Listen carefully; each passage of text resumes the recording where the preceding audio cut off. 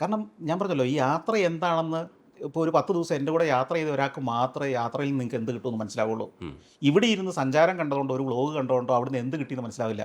ഒരു വ്ലോഗർക്കും അവനുണ്ടായ എൻലൈറ്റൻമെൻറ്റ്, അവനുണ്ടായ മാനസിക വളർച്ച എന്താണെന്ന് ഈ വ്ലോഗിൽ പറഞ്ഞു കൊടുക്കാൻ പറ്റില്ല. മനസ്സിലായില്ലേ? ഉം.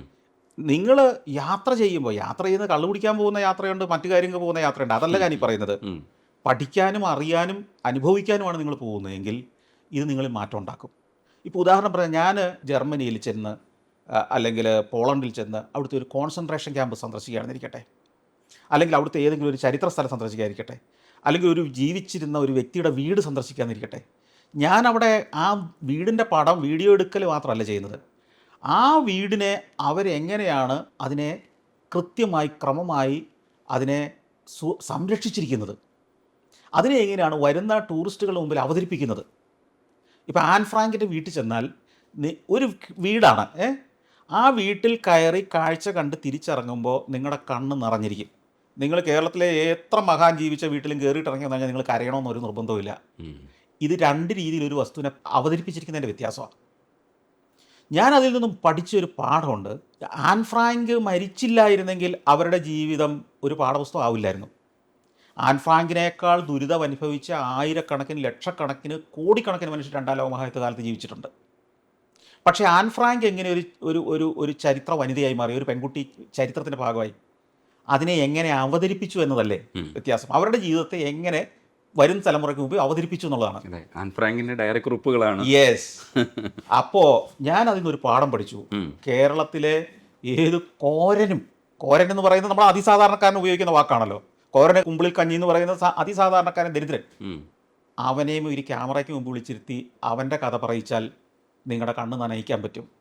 പറയേണ്ട രീതി പറയിപ്പിച്ചാൽ അത് കേൾക്കാൻ ആളുണ്ടാവും. ഉം. ഇത് ഞാൻ പഠിച്ചതിലോ, അതാണ് ഈ ലോക യാത്ര നടത്തിയാൽ നിങ്ങൾക്ക് എന്ത് വിവരം ഉണ്ടാകുമെന്ന് ചോദിച്ചാൽ എൻ്റെ ഉത്തരം. ഉം. എൻ്റെ സർവ്വ പരിപാടികളുടെയും, ഉം. എൻ്റെ ബിസിനസ്സിൻ്റെ ഉൾപ്പെടെ, ഞാൻ നടത്തുന്ന പ്രവർത്തനങ്ങളുടെ ഉൾപ്പെടെ, ഞാൻ ഈ പറയുന്ന ഓരോ വാക്കുകളുടെയും പിന്നിൽ യാത്രയുടെ ഇൻഫ്ലുവൻസ് ഉണ്ട്, ഉം. അതിൻ്റെ ആത്മവിശ്വാസമുണ്ട്. ഉം. നിങ്ങൾ ചോദിച്ചല്ലോ, ഒരു ക്യാമറയുമായിട്ട് ഒരാൾ വരുമ്പോൾ പണ്ട് എന്തും നിങ്ങൾക്ക് പറയാമായിരുന്നു, ഇപ്പോൾ ആളുകൾ ചോദ്യങ്ങൾ ചോദിക്കുന്ന സാഹചര്യത്തിലെത്തുമ്പോൾ അതിനെ നേരിടാൻ ടെൻഷൻ ഉണ്ടോന്ന്? ഒരു ടെൻഷനുമില്ല. കാരണം എനിക്ക് എൻ്റെ ആശയങ്ങൾ അത് റിഫൈൻഡ് ആണെന്നും അത് പൂർണ്ണ തോതിൽ പെർഫെക്റ്റായി എന്നല്ല, ഉം. ഞാൻ റിഫൈൻഡ് ആക്കിക്കൊണ്ടിരിക്കുക. അതെനിക്ക് ധൈര്യപൂർവ്വം ഏത് നിമിഷവും ആരുടെ മുമ്പിലും പറയാം. ഉം. അത് മുഖ്യമന്ത്രിയുടെ മുമ്പിലിരുന്നും, പ്രധാനമന്ത്രിയുടെ മുമ്പിലിരുന്നും, UN സെക്രട്ടറി ജനറലിൻ്റെ മുമ്പിലിരുന്നും, അമേരിക്കൻ പ്രസിഡന്റ് മുമ്പിലിരുന്നും പറയാൻ എനിക്ക് ഒരു ധൈര്യക്കുറവില്ലെന്നും. ഉം. കാരണം അവരെക്കാളൊക്കെ യാത്രയിലൂടെ അനുഭവങ്ങൾ നേടിയ ആളാണെന്ന് എനിക്ക് നല്ല ബോധ്യമുണ്ട്. ഉം.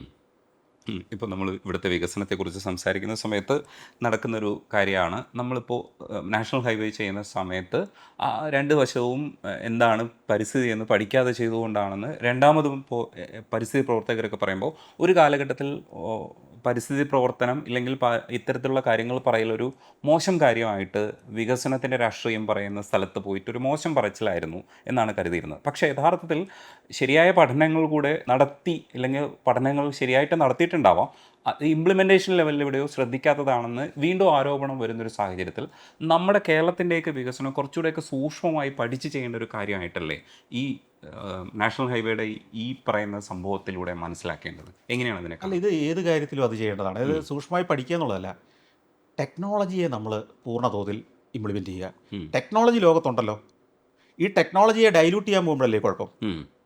നിങ്ങളൊരു വീട് പണിതാൽ ഇതേ പ്രശ്നങ്ങൾ പറ്റാം. ആവശ്യത്തിന് സിമെൻറ്റ് ചേർത്തില്ല, അത് താഴെ വരും. അത് ബാക്കി എന്തിനേലും കുറ്റം പറഞ്ഞിട്ട് കാര്യമുണ്ടോ? അത് ശ്രദ്ധിക്കേണ്ട. ടെക്നോളജി പറയുന്ന ഒരു കാര്യമുണ്ട്, കോൺക്രീറ്റ് ചെയ്യാൻ ഇന്നതാണ് മിശ്രിതം വേണ്ടത്, ഇത്ര സിമെൻറ്റ് ഈസ്റ്റു, ഇത്ര മെറ്റൽ ഈസ്റ്റു, ഇത്ര മണലുണ്ടെങ്കിലേ കോൺക്രീറ്റ് ബലം ഉണ്ടാവുള്ളൂ, അല്ലെങ്കിൽ അതിന് ഇത്ര കമ്പിയും കൂടെ ഉണ്ടെങ്കിൽ, സ്റ്റീൽ ബാറും കൂടെ ഉണ്ടെങ്കിൽ അത് കോൺക്രീറ്റിന് ബലമുള്ളൂ എന്ന് ശാസ്ത്രം പറയുന്നുണ്ടെങ്കിൽ you follow science, you follow technology. അത് മാത്രമേ അതിനകത്ത് ചെയ്യേണ്ടതുള്ളൂ. സയൻസ് ആൻഡ് ടെക്നോളജി ഇതിനൊക്കെ ഉത്തരം തരുന്നുണ്ട്. പിന്നെ സയൻസ് ആൻഡ് ടെക്നോളജിയിൽ വിശ്വാസമില്ലാത്തവർക്ക് പിന്നെയുള്ളതാണ് പ്രാർത്ഥന. ഇന്ന് ഈ രാജ്യത്തും ലോകത്തും നടക്കുന്ന ഏത് കാര്യവും, നമ്മളിപ്പോൾ ഈ അഭിമുഖം നടത്തുന്നത് പോലും മനുഷ്യൻ കാണുന്നത് ടെക്നോളജി ആശ്രയിച്ചിട്ടല്ലേ. ആ ടെക്നോളജി, ഈ ക്യാമറയുടെ ഫ്രെയിം റേറ്റ് ഇപ്പോൾ മാറ്റിയിട്ടാൽ ആ ക്വാളിറ്റി കിട്ടുമോ? ഓഡിയോ കറക്റ്റ് ചെയ്തില്ലെങ്കിൽ നിങ്ങൾ സയൻസിനെ ആശ്രയിക്കാതെ, സയൻസിനെ ആശ്രയിച്ച് സയൻസ് എന്താണെന്ന് ഉദ്ദേശിക്കുന്ന ആ ലെവലിൽ ഓഡിയോ കൊടുത്തെങ്കിലേ, ഓഡിയോ ബട്ടണുകൾ പ്രവർത്തിപ്പിച്ചെങ്കിലേ പ്രോപ്പറായ രീതിയിൽ ഓഡിയോ റെക്കോർഡ് ആവുള്ളൂ. അല്ലെങ്കിൽ ഈ പ്രവൃത്തി മുഴുവൻ വേസ്റ്റായി.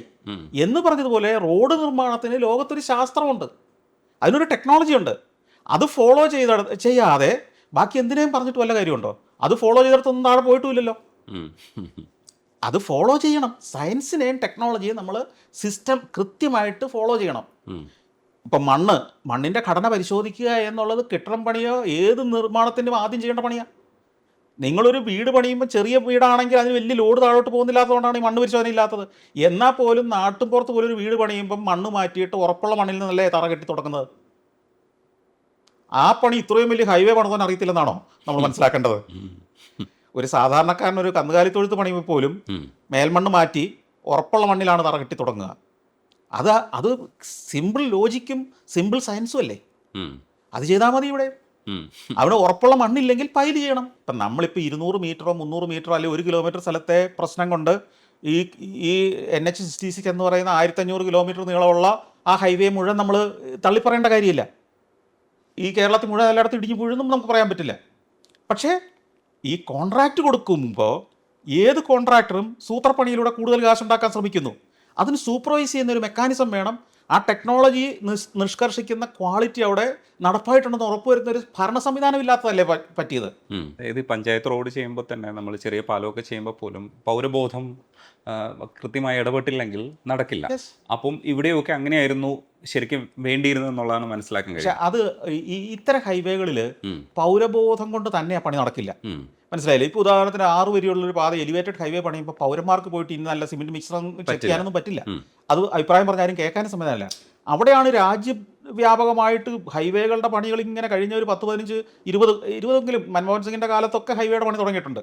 അത്രയും വിപുലമായ ഹൈവേ പണി രാജ്യം മുഴുവൻ ലക്ഷക്കണക്കിന് കിലോമീറ്റർ ഇങ്ങനെ പണി നടന്നുകൊണ്ടിരിക്കുമ്പോൾ അതിനൊരു ഭരണ സംവിധാനം കേന്ദ്ര ഉപരിതല ഗതാഗത വകുപ്പ് തന്നെ ഉണ്ടാക്കണം ഈ ക്വാളിറ്റി ചെക്കിങ്ങിന് വേണ്ടി. അതുണ്ടാവാം, പക്ഷെ അത് എഫിഷ്യൻ്റ് അല്ല എന്നുള്ളതാണ് കണ്ടത് ഇവിടെ. മനസ്സിലായി. ഇപ്പം ഞാനിപ്പം ഇന്ത്യ മുഴുവൻ നിരവധി യാത്ര ചെയ്യുമ്പോൾ പല സംസ്ഥാനങ്ങളിൽ ഇതേപോലെ തന്നെ ഹൈവേകൾ പണി നടക്കുന്നുണ്ട്. അവിടെയൊന്നും വലിയ പ്രശ്നം ഉണ്ടായിട്ടില്ല. അവിടുത്തെ കോൺട്രാക്ടർ അതേ മാനദണ്ഡം ഉപയോഗിച്ച് ഇവിടെ പണിതപ്പോഴായിരിക്കണം പ്രശ്നം വന്നിട്ടുണ്ടാവുക. തീർച്ചയായിട്ടും.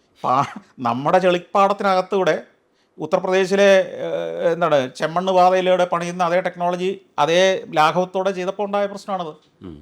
അതുകൊണ്ട് അതിനെ നമ്മൾ ആ ടെക്നോളജിയോ റോഡിനെയോ ഹൈവേ വരുന്നതിനെയോ അത് നടപ്പാക്കിയ രീതിയോ എല്ലാം തള്ളിപ്പറയേണ്ട ഒരു കാര്യമില്ല. എവിടെയാണോ പാളിച്ച പറ്റിയേ അതിനെ ഇനി പരിഹരിക്കുക, ഇനി അത്ര ആവർത്തിക്കാതെ നോക്കുക. ലോകത്ത് ഈ തകർന്നു വീണതും പരാജയപ്പെട്ടതുമായ ഒത്തിരി കാര്യങ്ങളുണ്ടെന്ന് ആലോചിച്ച് നോക്കിയാൽ ഇലോൺ മസ്കിൻ്റെ സ്പേസ് ക്രാഫ്റ്റുകൾ ഇപ്പോഴും തകർന്നു വീണുകൊണ്ടിരിക്കുകയല്ലേ.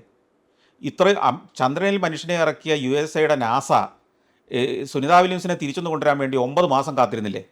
അപ്പോൾ സയൻസ് ആൻഡ് ടെക്നോളജി ഒക്കെ ഫെയിൽ ഉണ്ടാകുമ്പോൾ നമ്മൾ അതെല്ലാം വേണ്ടെന്ന് വെക്കുക, അതിനെല്ലാം കുറ്റം പറയുകയല്ലേ വേണ്ടത്. ആ സയൻസ് ആൻഡ് ടെക്നോളജി അല്ലേ പ്രാകൃത മനുഷ്യനിൽ നിന്ന് നമ്മളെ ഇന്നത്തെ രീതിയിലേക്ക് ഇത്രയും സൗകര്യങ്ങളോടെ ജീവിക്കാൻ പ്രാപ്തനാക്കിയത്, തീർച്ചയായിട്ടും വിമാനത്തിൽ പറക്കാൻ പ്രാപ്തനാക്കിയത്. 3 മണിക്കൂർ കൊണ്ട് ഉരുവിൽ കയറി ഒരാഴ്ച കൊണ്ട് ദുബായിലെത്തിയ നമ്മൾ ഇന്ന് 3 മണിക്കൂർ കൊണ്ട് ദുബായിലെത്താൻ നമ്മളെ പ്രാപ്തനാക്കിയത് എന്താണ്? എയർ കണ്ടീഷൻ മുറിയിലിരിക്കാനും കറണ്ടിൻ്റെ സൗകര്യങ്ങൾ ഉപയോഗിക്കാനും മൊബൈൽ ഫോണിൻ്റെ ലോകത്തിരുന്ന് ഈ അഭിപ്രായം പറയാൻ പോലും നമ്മളെ പ്രാപ്തനാക്കിയത് ഈ മൊബൈൽ ഫോണല്ലേ? ഇതെല്ലാം ടെക്നോളജി അല്ലേ? അതിനെല്ലാം അതിലുണ്ടായ ഒരു ഫെയിലിയർ വെച്ചിട്ട് നമ്മൾ ഇനിയൊന്നും വേണ്ടെന്ന് പറയുന്നത് അതാണ് വിവരക്കേട്.